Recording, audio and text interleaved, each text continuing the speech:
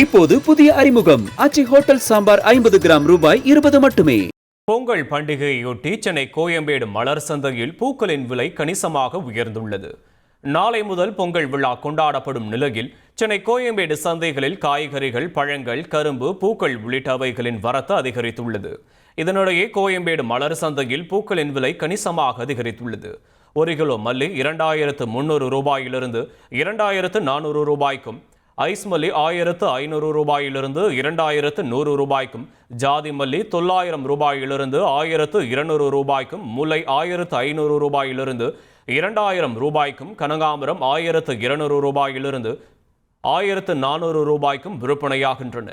அதேபோல அரளிப்பு 350 ரூபாயிலிருந்து 400 ரூபாய்க்கும், சாமந்தி 140 ரூபாயிலிருந்து 150 ரூபாய்க்கும், சம்மங்கி 170 ரூபாயிலிருந்து 200 ரூபாய்க்கும், பன்னீர் ரோஸ் 200 ரூபாயிலிருந்து 180 ரூபாய்க்கும், சாக்லேட் ரோஸ் 240 ரூபாயிலிருந்து 300 ரூபாய்க்கும் விற்பனையாகிறது.